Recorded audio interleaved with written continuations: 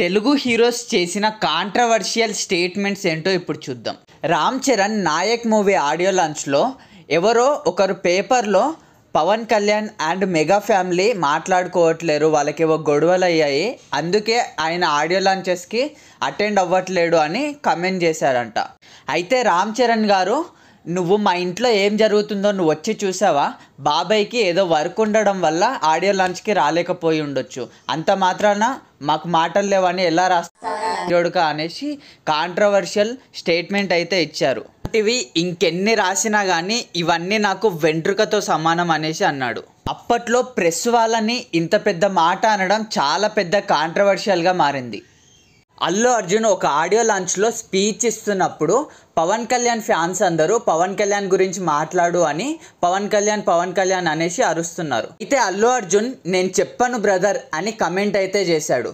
అయితే next audio launch అయిపోయిన తర్వాతకి ఆయన దువ్వాడ జగన్నాథం అనే మూవీ ట్రైలర్ అయితే రిలీజ్ అయింది. అయితే దానికి లైక్స్ కంటే డిస్లైక్స్ ఎక్కువ కొట్టారు పవన్ కళ్యాణ్ ఫ్యాన్స్.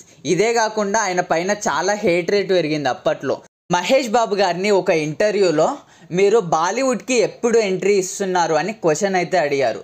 దానికి రిప్లైగా మహేష్ బాబు గారు నన్ను బాలీవుడ్ వాళ్ళు అఫోర్డ్ చేయలేరు అనేసి కాంట్రవర్షియల్ స్టేట్మెంట్ అయితే చేశారు. నాని ఆంధ్రాలో టికెట్స్ రేట్ తగ్గిస్తే ఆంధ్రాలో టికెట్స్ రేట్ కంటే పక్కనున్న కిరాణా స్టోర్స్ బాగా నడుస్తున్నాయి, సినిమాని పొలిటిక్స్ని కలపకండి అని కమెంట్ అయితే చేశారు. దీనిపైన ఆంధ్ర పొలిటీషియన్స్ నానిని చాలా ట్రోల్ చేసి అయితే మాట్లాడారు. విజయ్ దేవరకొండ అర్జున్ రెడ్డి ఆడియో లాంచ్లో ఆయన మాట్లాడిన స్పీచ్ ఇప్పటికీ అది ఒక కల్ట్. అయితే దాంట్లో ఆయనని కమెంట్ చేసిన ప్రతి ఒక్కరి కమెంట్స్ స్క్రీన్ పైన ప్రొజెక్ట్ చేపించి ప్రతి ఒక్కదానికి ఈయన రిప్లై కౌంటర్ ఇచ్చాడు. అదైతే హిలేరియస్ ఉంటుంది అసలు.